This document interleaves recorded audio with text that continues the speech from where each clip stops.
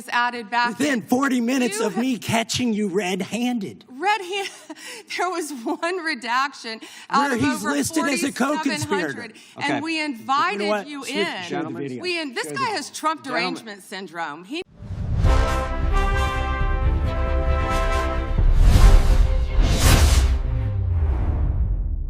40 minutes ago, Republican Congressman Thomas Massie, one of the men who wrote the law requiring Epstein files to be released, did something extraordinary during Attorney General Pam Bondi's testimony. He caught her live, on camera, hiding a name in the documents Congress ordered public. Not a victim, not a witness, a co-conspirator, a billionaire. The FBI flagged as potentially complicit in Jeffrey Epstein's crimes. When Massie showed her the evidence in front of every camera, Bondi didn't deny it. She attacked him, called him a failed politician, accused him of Trump derangement syndrome. If you think you know where this goes, you don't. What happened in the next 7 minutes will change how you see this investigation. Subscribe right now and hit the bell. What I am walking you through is not just one redacted name. It is a pattern, a system, and a lawmaker who refused to stay quiet when his own party's attorney general buried evidence. I've watched congressional hearings for years. I've seen witnesses dodge questions. I've seen politicians protect their own. But I have never seen a Republican congressman look at a Republican attorney general and say the words, "I caught you red-handed," and mean it. That happened on the 11th of February, 2026 House Judiciary Committee oversight hearing.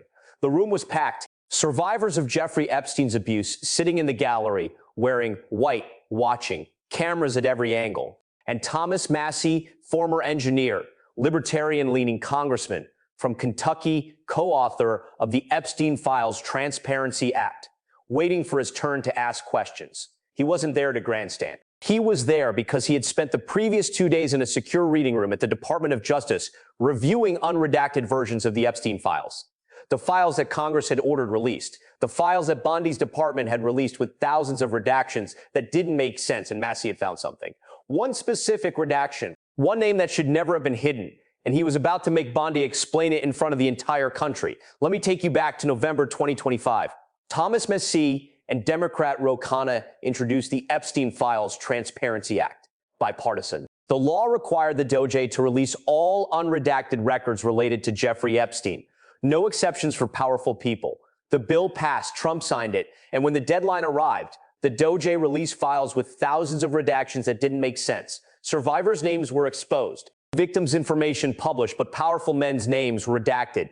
Massie and Khanna had threatened contempt charges. They'd publicly accused the DOJ of a cover-up. And on the 11th of February, 2026, Massie sat across from Bondi with evidence she couldn't explain. I'll bet you think you know how this ends. Most assume the AG deflects and nothing changes. Keep that prediction, because what Massie did and what Bondi admitted will prove you wrong. Picture this mid-morning Rayburn House office building. The hearing's been running over an hour. Democrats hammered Bondi on redactions. Jamie Raskin opened pointing to survivors in the room, accusing Bondi of running a massive Epstein cover-up. Pramila Jayapal asked Bondi to turn and apologize to survivors behind her. Bondi refused, called it theatrics, pivoted to attacking Merrick Garland. The pattern was clear. Democrats attack. Bondi deflects, Republicans defend standard partisan theater. Then Thomas Massie's turn came. He didn't open with accusations. He opened with a specific, narrow, evidence-based question about one document, one name. The temperature changed immediately. When Massie asked a narrow question, it is because he already has the answer, and he is about to make you admit it. Attorney General Bondi, Massie began, his voice calm, almost conversational. The tone of a man who doesn't need to shout because the facts are about to do all the work. I want to ask you about something I found while reviewing the unredacted Epstein files this week. He held up a document printed, highlighted, the kind of prop that tells you this moment was planned. This is an FBI document. It lists individuals connected to the Epstein investigation. And in this document, there is a name that appears, a name flagged by the FBI as a potential co-conspirator. He paused, not for drama, for precision, to make sure every word landed cleanly in the record. But when your department released this document to the public, that name was redacted. Can you explain why the name of a potential co-conspirator was hidden? The room went quiet. Not the polite quiet of people waiting for an answer, the tense quiet of people realizing they're about to watch something break open. Bondi shifted in her seat. You could see it. The micro adjustment, the glance toward her staff. She knew what was coming. She just didn't know how bad it was about to get. Bondi tried the standard move, deflect to process. Congressman, as I've stated repeatedly, the Department of Justice worked around the clock to release these files within the deadline set by Congress. We made every effort to balance transparency with the protection of victims and ongoing investigative equities. Massie didn't accept it. That is not what I asked. I didn't ask about your process. I asked about one specific name. Why was it redacted? Bondi tried again.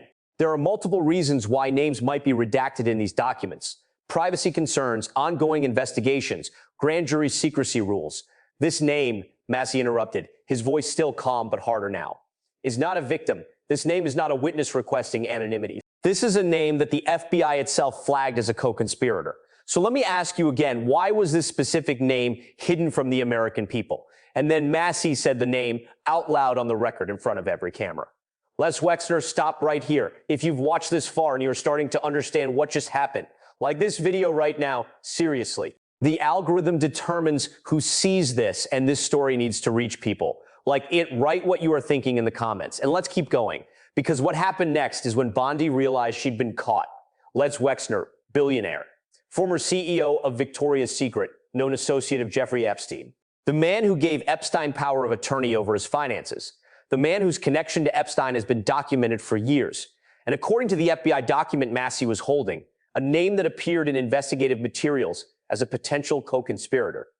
Bondi tried to recover. Congressman, I believe Les Wexner's name appears more than 4,000 times in the documents we've released. Massie didn't let her finish. I know it appears 4,000 times. I've reviewed the files. But in this specific document, the one where the FBI identifies him as a potential co-conspirator, his name is redacted. Why? Bondi looked at her staff again. One of them was typing frantically, looking something up, trying to find an answer that would get her out of this. Congressman, if there was an error in that redaction, we will review it and correct it. Massie leaned forward, and this is where it happened. The moment that is going to be replayed for years. Attorney General Bondi, I am glad you said that, because approximately 40 minutes ago, after I raised this issue publicly, your department quietly unredacted Wexner's name in that document. He held up another piece of paper, so let me be very clear about what just happened. I caught you hiding a potential co-conspirator's name, and within 40 minutes of me catching you, you fixed it. The room erupted. Not with shouting, with the rustle of reporters typing, cameras zooming, staffers leaning forward. This wasn't partisan theater anymore. This was evidence of something real. Massie wasn't finished. So my question isn't whether you'll fix it. You already did after I caught you. My question is, who made the decision to redact Les Wexner's name as a co-conspirator in the first place? And that is when Bondi made her biggest mistake. Instead of answering the question, instead of providing an explanation, or promising an investigation, or even just saying, I don't know, I'll find out, she attacked. Congressman Massie, I find it interesting that you are asking these questions now when you sat silently while Merrick Garland was Attorney General. Where were your questions then? Massie's face didn't change. He'd been expecting this. I am asking you now. Attorney General, you are the one sitting in that chair. You are the one who signed off on these redactions.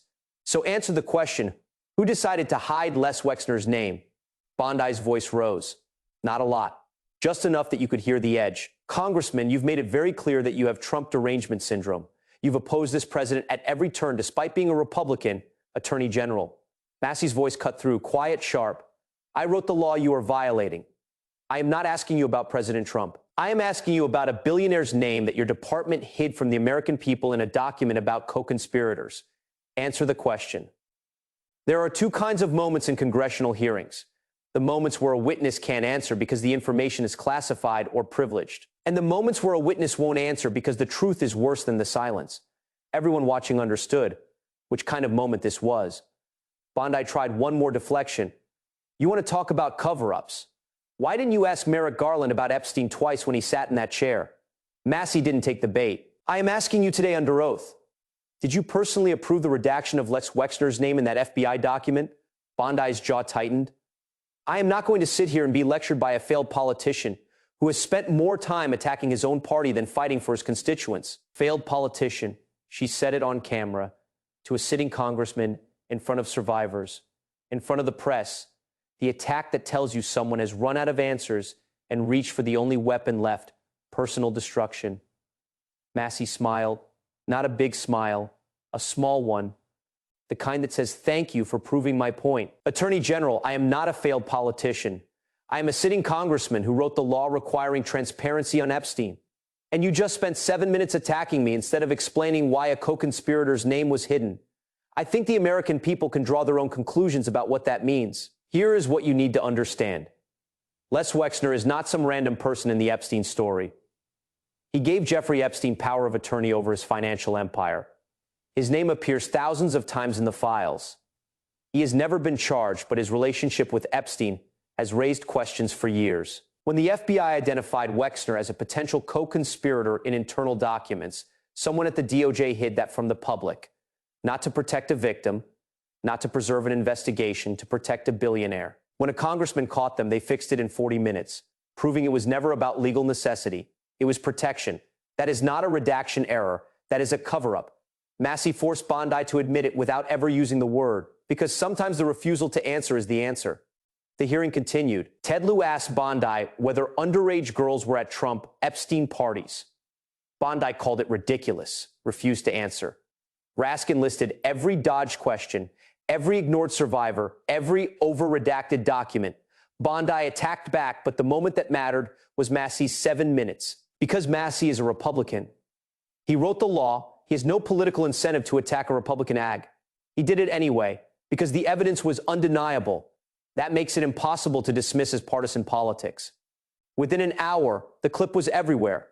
Not just liberal platforms, conservative outlets too, because Republican catches, Republican hiding Epstein co-conspirator, transcends party lines. Share this video right now.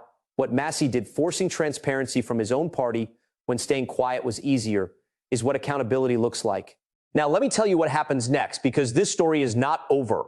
Massie and Ro Khanna have already threatened to pursue inherent contempt charges against Bondi, a rarely used congressional power that could result in fines or even arrest if she continues to refuse compliance with the Epstein Files Transparency Act. The DOJ has released only 3 million pages out of 6 million pages Congress ordered them to produce. That means half the files are still missing. And if they were willing to hide Les Wexner's name as a co-conspirator, what else are they hiding in the other 3 million pages? Survivors sitting in that hearing room are demanding answers. Lawmakers from both parties are demanding answers. And Bondi's response today, attacking the questioner instead of answering the question, just made it worse, because you can't call a sitting congressman a failed politician for asking about a cover-up and expect that to make the story go away. If anything, it proves his point. Subscribe to this channel right now and hit that bell icon. I will be covering every development in this story as it unfolds. The contempt proceedings, the missing 3 million pages, the next hearing when Massie and Khanna get another chance to ask questions Bondi can't answer. This is not the end. This is just the beginning of something much bigger, 40 minutes. That is how long it took between Massie catching, Bondi hiding a name, and the DOJ quietly unredacting it. 40 minutes to prove that the redaction was never necessary, that it was a choice, a decision made to protect someone powerful. And when that someone is a billionaire flagged by the FBI as a potential co-conspirator in one of the most significant sex trafficking investigations in American history, I caught you red-handed, isn't hyperbole. It is documentation.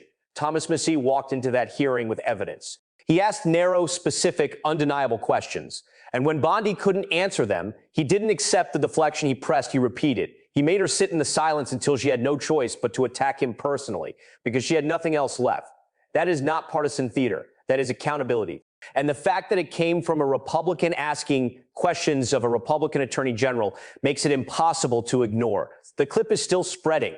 The survivors are still watching. And somewhere in Washington, Pam Bondi is having a very difficult conversation with her staff about how they're going to explain 3 million missing pages when the congressman who wrote the law requiring their release is watching every move they make. Subscribe, hit the bell, share this video, and watch the 2 videos on your screen right now. They'll give you the full context for what is about to unfold next.